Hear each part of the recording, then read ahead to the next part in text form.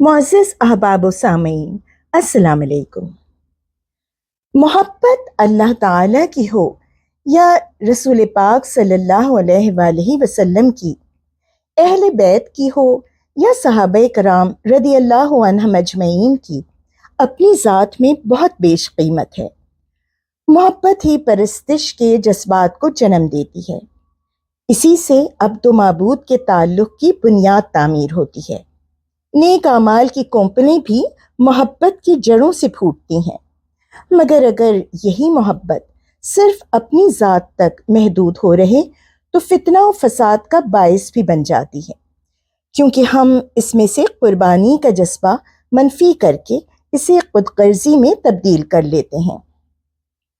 آج اکثر و بیشتر اسلام کے نام پر ہم مسلمان یہی کر رہے ہیں۔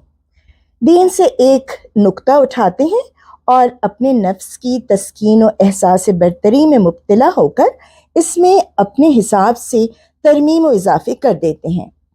بروز قیامت اللہ تعالی ہمارے دل کی باتوں اور نیتوں کے حساب سے ہمیں اجر عطا فرمائیں گے۔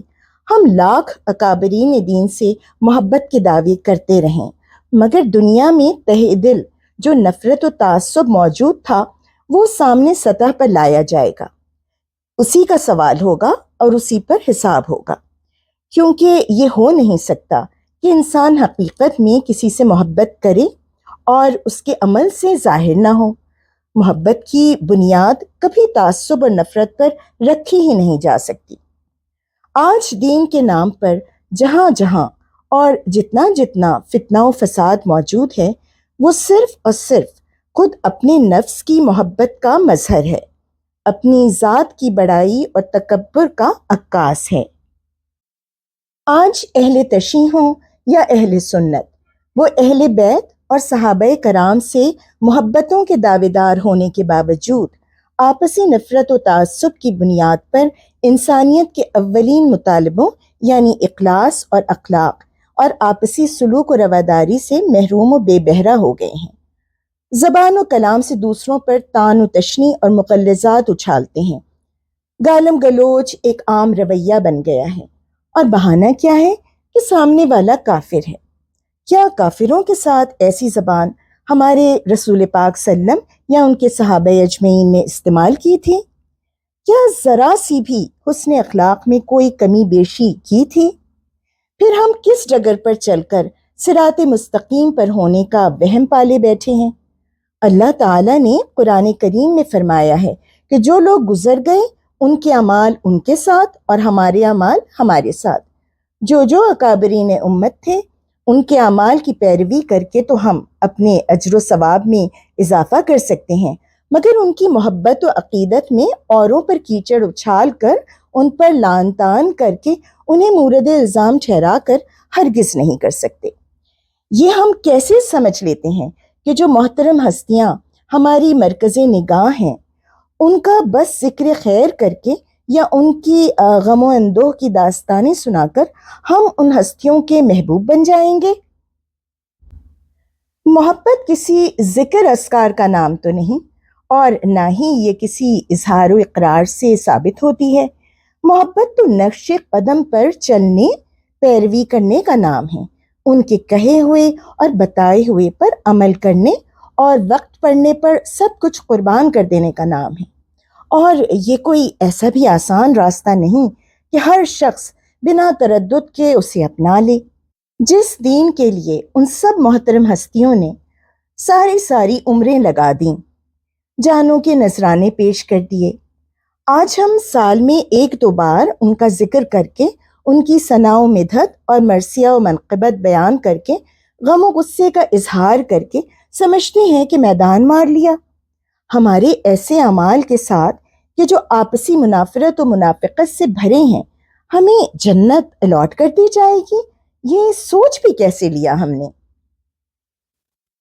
اور برسوں بلکہ صدیوں سے ہم محرم میں سوگ مناتے آئے ہیں، ربیع الاول میں جشن مناتے آئے ہیں۔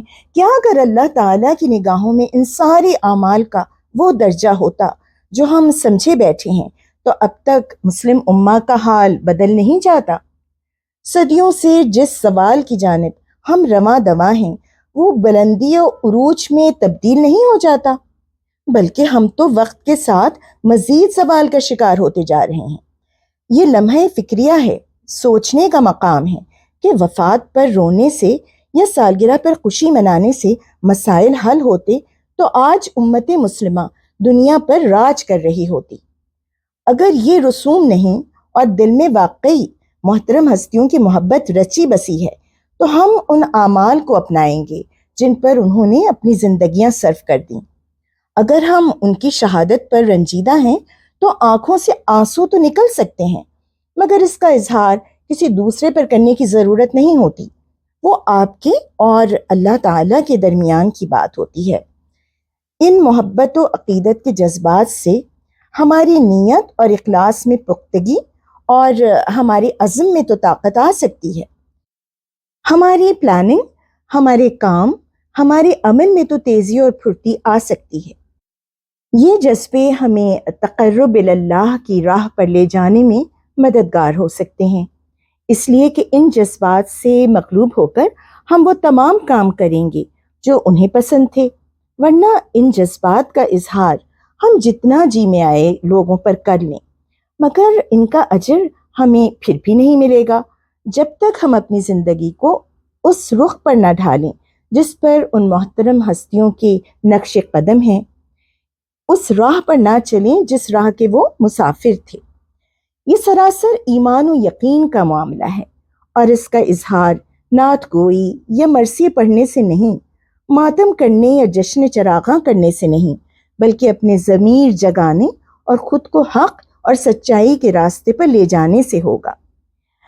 بھلے سے رفتار سست ہو، دوڑ نہ سکیں تو چل کر، چل نہ سکیں تو ٹہل کر، اور وہ بھی نہ کر سکیں تو زبردستی خود کو گھسیٹ کر، مگر راستے کا انتخاب وہی ہوگا، وہی جس پر وہ سب گامزن تھے۔ آج ہمیں اپنے وہ کردار جو برائی کے دلدل میں پھنس کر مسخ ہو چکے ہیں، انہیں پھر سے ری شیپ کرنے کی ضرورت ہے، تراش کر دوبارہ بنانے، ریوائز کرنے کی ضرورت ہے۔ اس کانٹ چھانٹ میں تکلیف تو ہوگی اور بہت ہوگی، مگر کیا جب ہمیں ضرورت ہوتی ہے تو جان بچانے کے لیے ہم سرجری سے نہیں گزرتے ہیں نا؟ جسمانی، روحانی، مالی، ہر قسم کی تکلیف سے، کیونکہ زندگی سامنے ہوتی ہے۔ تو پھر کیا جو ابدی زندگی ہے، ہمیشہ کی پرماننٹ لائف، اس کے لیے ہم کچھ نہیں کریں گے؟ خود کو بس جھوٹی تسلیاں دے کر بہلاتے رہیں گے یا جھوٹے وسیلے تلاش کریں گے؟ اگر وہاں وسیلے اور سفارشیں چلتیں تو اللہ تعالیٰ کو اتنے رسول اور کتابیں اتارنے کی ضرورت ہی کیا تھی؟ وہ اپنے محبوب رسول کی ساری امت کو پہلے ہی بخش دیتے۔ کیا کبوتر کی طرح آنکھیں بند کر کے ہم سمجھ رہے ہیں کہ بلی چلی گئی؟ کیا ہماری تمناؤں سے دشمن اپنے وار بھول جائے گا؟ کیا ہماری آرزوئیں شیطان کو بے بس کر دیں گی؟ کس خوش فہمی میں مبتلا ہیں ہم؟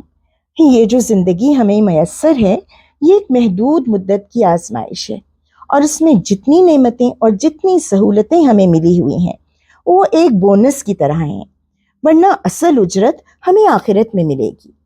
یہاں ہم سے زندگی کی مشقت مطلوب ہے، مگر ہم چاہتے ہیں کہ ہمیں ساری آسائشیں یہی میسر آ جائیں، اور اسی کے لیے ہم ساری محنت بھی کرتے ہیں اور سمجھتے ہیں کہ رسول پاک صلی اللہ علیہ وسلم یا اہل بیت کی عقیدت ہمیں وہ سب کچھ دلا دے گی جسے حاصل کرنے کے لیے ہم بذات خود کسی محنت و مشقت کے لیے تیار نہیں۔ نہ ہم اپنے اعمال درست کریں گے، نہ عبادات، اور ویسے بھی اصل عبادت تو اللہ تعالیٰ کی وہ بندگی ہے جو اسے ہم سے مطلوب ہے، ورنہ کیا فرشتوں کی کمی تھی؟ دنیا میں اپنی عقل و شعور کو استعمال کر کے دوسروں کو اس سے فائدہ پہنچانا ہی زندگی کا اصل مقصد ہے، چاہے ہم اسے سائنٹیفک فیلڈ میں یوز کر کے دنیا کو فیسیلیٹیٹ کریں، یا شعر و ادب میں اپنے زبان و کلام سے انسانیت کو فائدہ پہنچائیں، یا کاروبار کر کے لوگوں کو عام زندگی کی اشیاء فراہم کریں۔ بس شرط یہی ہے کہ سب کچھ جائز و ناجائز کے دائرۂ کار میں ہو، لوگوں کی بھلائی اور اپنی بھلائی ایک ساتھ پیش نظر ہو، اور اللہ تعالیٰ کی عطا کی ہوئی قرابت داری کا درجہ بدرجہ لحاظ کرتے ہوئے ہو۔ یہ نظم و ضبط اور تنظیم و نظام کا تقاضا ہے۔ ہم اپنے مستحق رشتہ دار، پڑوسی، دوست احباب اور کولیگز اینڈ کلاس میٹس چھوڑ کر کسی دور پرے کے لوگوں کی مدد کریں تو اس سے نظم و ضبط خراب ہونے کا احتمال ہوگا۔ اسی طرح اگر ہم اپنی کمائی ناجائز ذرائع سے کریں گے تو اپنی وقتی ضروریات پوری کرنے کے لیے ہم دوسرے کا نقصان کر کے اس کے حق پر ڈاکہ ڈالیں گے، چاہے ہماری نیت کسی کو نقصان پہنچانے کی نہ بھی ہو۔ مگر جب ہم اپنی خواہش غلط راستے سے پوری کرنا چاہیں گے تو یہ دوسرے کے جائز راستے کو بلاک کرنے کے مترادف ہوگا۔ اور دنیا اللہ تعالیٰ نے انہی اسباب کے اصولوں پر بنائی ہے۔ جہاں جہاں ہمیں روکا ہے وہ انسانیت کی کسی نہ کسی بھلائی کے لیے ہے، تاکہ ایک انسان دوسرے کا نقصان نہ کرے اور زندگی سب کے لیے سموتھلی چلے۔ مگر انسان اکثر دوسروں پر زیادتی کر کے اپنے حق سے زائد لینا چاہتا ہے، چاہے اور کسی کو ملے نہ ملے، بس اسے سب کچھ مل جائے۔ دعا ہے کہ اللہ سبحانہ تعالیٰ تمام تر ظلم و زیادتی سے ہمیں بھی محفوظ رکھیں اور ہماری ذات سے بھی کبھی کسی کو کوئی گزند نہ پہنچے۔ آمین یا رب العالمین۔ اللہ نگہبان۔